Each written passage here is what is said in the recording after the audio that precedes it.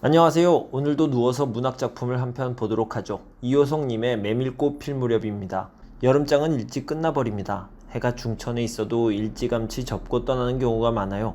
허생원과 조선달도 일찍 접고 봉평으로 떠나기로 합니다. 내일은 진부와 대화의 장이 서는데요. 어느 쪽이든 6, 70리 길을 걸어야 해요. 25에서 30km를 걸어야 하는 거죠. 술판이 벌어져 있고 싸움도 벌어지고 이제 물건을 챙기고 술을 한잔하러 갈 시간이 되긴 되었나 봅니다. 조선달은 충주집 이야기를 꺼냅니다. 허생원은 충주집에게 관심이 좀 있지만 젊은 것들과의 경쟁에서 이길 자신이 없다고 합니다. 그런데 허생원, 조선달과 함께 다니는 아이 동희가 충주집을 후렸다고 합니다. 그래서 그쪽으로 한번 가보기로 하죠. 가보니 진짜로 동희가 충주집과 술을 마시며 즐거운 시간을 보내고 있었죠. 막상 그 모습을 보니 허생원은 화가 납니다. 그래서 동희를 꾸짖어요. 동희는 걱정도 팔자예요 라는 눈빛으로 빤히 쳐다봅니다. 그래서 허생원이 따귀를 갈기지요. 그리고 또 마음먹은 대로 다 짓거립니다. 동희는 한마디 대꾸도 안하고 그냥 나갑니다. 그걸 보니 허생원은 또 자기가 너무 심했나 싶기도 해서 걱정이 되기도 합니다. 충주집은 이렇게 삐죽거리면서 허생원 조선달에게 술을 따르며 시간을 보냅니다. 그때 동희가 급히 뛰어와요. 20년의 세월 동안 허생원과 함께 일하며 함께 늙어온 당나귀였죠. 얼른 가서 흥분하여 날뛰던 당나귀를 생원이 어르고 달래주니 좀 잠잠해졌죠. 닭다귀들은 거의 다 도망가고 몇몇 아이들만 남아서 구경을 하고 있었어요. 근데 그 녀석 중 한 명이 자기들이 장난친 게 아니라 암컷을 보고 날뛰었던 것이라고 얘기를 합니다. 아이들은 상황을 얘기하며 희덕댑니다. 아이들 말대로 당나귀의 아랫도리는 보기 민망한 상태가 되어 있고요.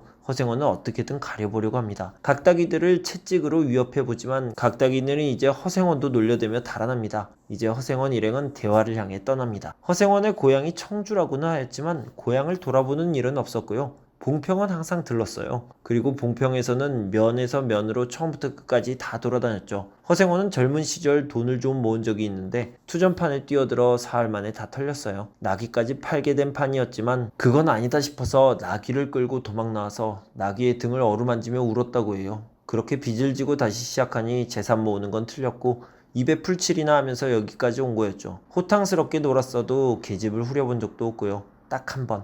단 한 번의 인연이 있었죠. 조선달은 수도 없이 들었던 그날의 이야기를 허생원이 또 시작합니다. 달이 떠 있었고요. 옥수수 잎새는 달에 푸르게 젖어 있었죠. 메밀밭에 피기 시작한 꽃은 소금을 뿌린 듯 했고요. 길이 좁아서 나귀를 탄 세 사람은 한 줄로 이동했고요. 허생원의 이야기가 계속됩니다. 장이 선 날이었는데 객주집이 너무 더워서 잠 못 이루고 개울에 목욕을 하러 갔지요. 개울가에 옷을 벗어도 될 터인데 달이 너무 밝아서 물방앗간으로 들어갔어요. 근데 거기서 성서방네 처녀와 마주친 거예요. 아주 예뻤대요. 자기를 기다린 건 아니었지만 그렇다고 뭐 딱히 기다리는 놈이 있었던 건 아니었다고. 처음엔 놀랐지만 집안이 몰락해가는 것 때문에 걱정 많은 그녀는 금방 누그러졌고요. 그리고 얘기가 잘 통했고요. 그리고 그렇게 정에 끌리고 분위기가 그렇게 되고 얘기가 잘 되고 해서 그래서 처음이자 마지막으로 그렇게 연을 맺게 됩니다.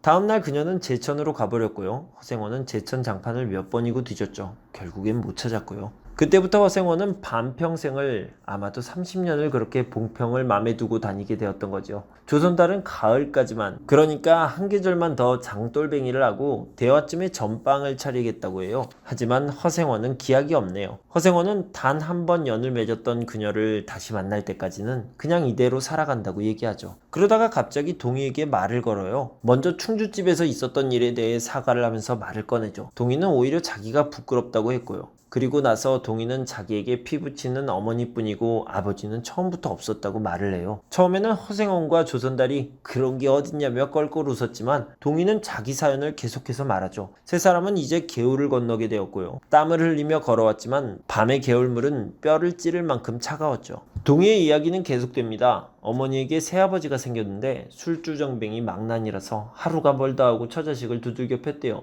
동희는 18살 때 집을 나와서 그때부터 줄곧 장돌뱅이를 했다는 이야기를 하죠. 조선달과 나귀들은 앞서가고 동희는 허생원을 붙잡고 가느라 뒤처져 있었어요. 그런데요. 어머니의 친정이 원래 제천이었냐는 허생원의 질문에 동희는 봉평이라는 말은 들었다고 답해요. 봉평이래요. 세상에. 아비는 처음부터 없었다는 동희가 어머니의 친정이 봉평이었다잖아요. 그래서 허생원이 또 묻죠. 아비의 성이 무엇이냐고 물어요.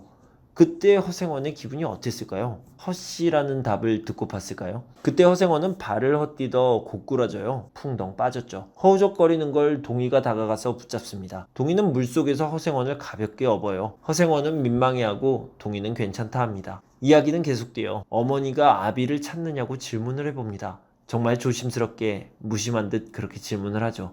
아비를 찾지는 않는 눈치지 이렇게요. 그런데 돌아온 답은 꼭 한번 만나보고파 한다는 거였죠. 허생원은 동희의 탐탁한 등어리가 뼈에 사무쳐 따뜻했고 물을 다 건넜을 때는 좀 더 업혔으면 하는 생각도 했죠. 왜 이렇게 덤벙대냐는 조선달의 핀장 같은 농담에 허생원은 낙이 생각을 하느라 그랬다며 핑계를 댑니다. 이게 말도 안 되는 핑계, 그냥 하는 얘기가 아니에요. 허생원은 나귀가 적골의 강릉집 피마에게서 새끼를 얻었다면서 아주 신기반기하다는 거예요. 꼬리 초라한 나귀가 새끼를 낳은 것처럼 꼬리 처량한 자기에게도 한 번의 애틋한 기억이 있었고 그로 인해 피부치를 낳게 되었을지도 모른다는 생각이겠죠. 허생원은 행선지를 정합니다. 그리고 동희에게도 같이 가자고 제안을 하죠. 그리고 어둡던 허생원의 눈에 동희가 왼손에 채찍을 든 게 분명히 눈에 띕니다. 다른 어지간히 기울어졌고요. 이렇게 소설이 끝납니다. 그들은 만났을까요? 반평생을 찾아다니던 그 사람을 허생원은 만날 수 있을지, 그리고 동희는 진짜 허생원의 아들이 맞는지 작가 이효성님은 끝까지 가르쳐 주시질 않네요. 떠돌이 생활의 애환과 혈육 간의 정을 그린 이 작품은 1936년 조광에 발표되었습니다. 감사합니다.